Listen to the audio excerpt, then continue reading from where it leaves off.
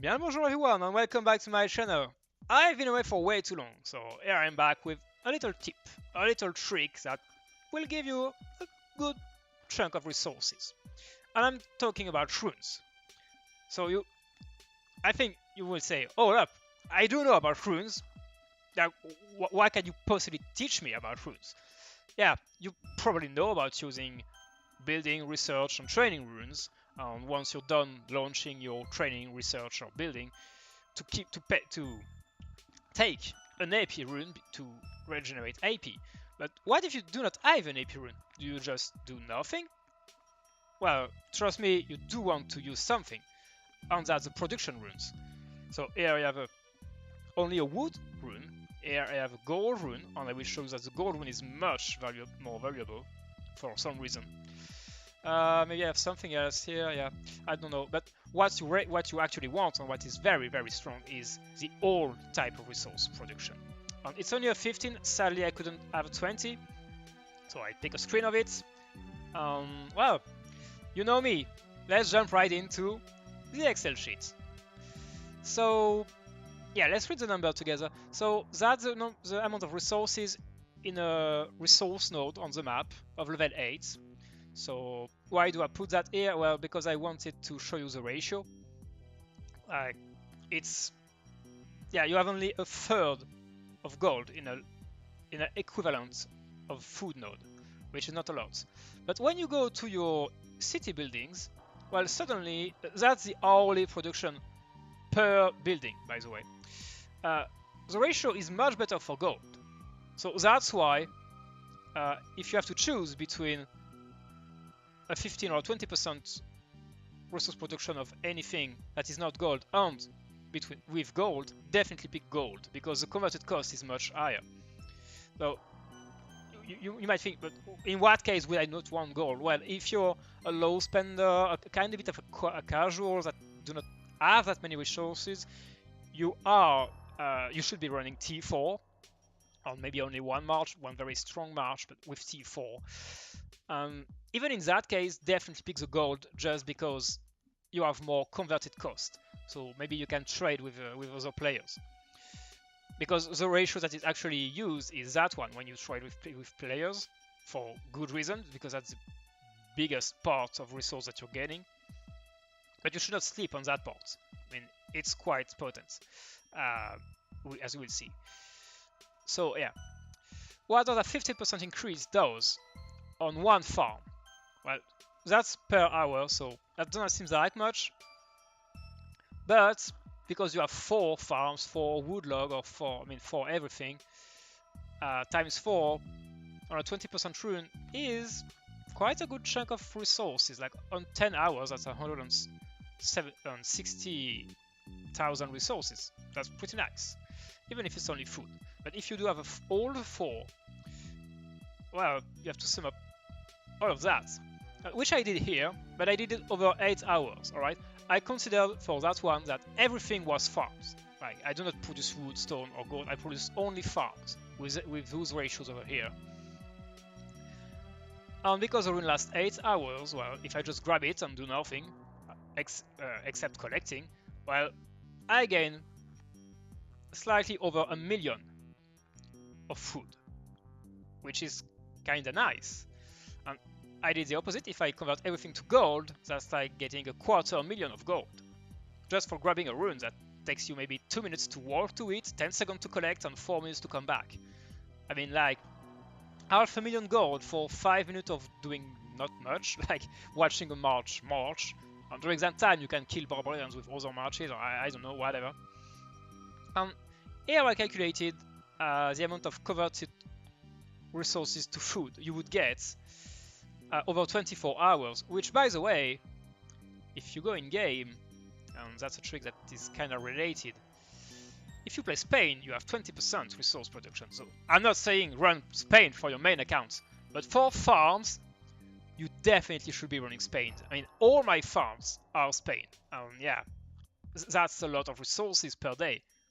Like 1,600,000 more resources per day for maxed out farm accounts. That's quite a lot. That's every day, by the way. And then you have that kind of player. I mean, I don't have that many farm. I have 3 farm accounts at level 25 and 5 at level 24. But then you have that kind of players. that kind of player with. I think there are many more elsewhere. I forgot where she hid it, where she hides them. But yeah, so she's running. She's running Mayan. I already told her she definitely should be running Spain, but I don't know. She likes golds and maybe she likes the design. But when you have that many farms, you don't care that you don't care at all. You have so much resources. So yeah. By the way, she can also collect the alliance resource. So let's check how much resource you can get. So by the way, for your in-city resources, you can only stack up to 10 hours, but the alliance resource can stack up for 24. So over a day, food only, I'm getting almost 4 million food per day. Well, obviously it's the main alliance, so in a farm alliance you can have slightly less. It's only food, by the way, so I have almost the same of wood, slightly less stone, and I wish we had a bit more gold, alright, but it's okay. But when you times that by that number of farms, well, you just log once a day and you are pretty nice. You're pretty okay, because you can also collect booze. So again, logging in once a day on your farms is enough because you can just collect that. But once a day means you lose more than half the value of your in-city buildings. If you log twice a day, like maybe once in the morning and 12 hours later, one in the evening, you lose only 4 hours out of 24. That's okay, all right? That's okay. Oh, and if you wonder, yeah, I dropped the rune to prove it. You will think, yeah, but if I produce faster, does that mean I have to collect faster too? Well, actually no, because whenever you get a bonus to production, it also increases the capacity. It's pretty easy to see. It's always 10% more. Like my production is the same bonus as my capacity. So remember that number. Now I did change my rune on both. No, I don't have the rune yet. Yo, be faster, buddy. Dear buddy. As you can see, both numbers are still keeping the same ratio. So yeah, definitely do not sleep on that rune. It's very potent. Again, you can get 500,000 of equivalent resource into food just by grabbing it on collecting your resources at least, yeah, maybe after 5 or 6 hours. So yeah, do not sleep on it. If there is no AP rune, obviously if there is an AP rune, it's better because AP means barbarians, and barbarians mean gems on materials alongside resources on speed up, so it's much better. Yeah, if there is no AP rune, like it's the case here, like sadly there is only one lost temple in the Young Kingdom, and you don't have many players that will go out of their way to kill the shrines because they're so far away. So often in smaller kingdoms you will only have those 10 runes, and yeah, having an AP rune out of those 10 pools is not very likely. So yeah, if you do get a production rune, definitely grab it. Yeah, every little bit helps. So again, with that kind of player, you cannot possibly send out your gatherers because there is not enough nodes nearby. And as you can see, that player do not do that. And she's very active on it. So she's just not bothering. She just collects whatever is free.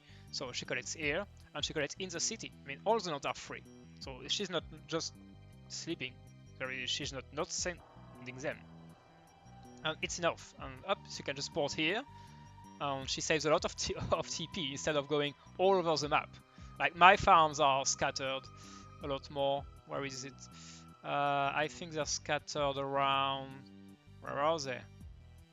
Yeah, they're scattered. I think I have one here, one here, one here. I've scattered them around the one troop building. But that means if I want to collect my resources, I have to port many times or go in the middle and wait a lot of time. So that might not be very efficient. I might be doing just like her actually. That's very strong. So yeah, even if you don't set your gatherer with that kind of style, at least you can send a rune grabber. Yeah, you get a lot of value out of it. So thank you for watching. See you in the next one.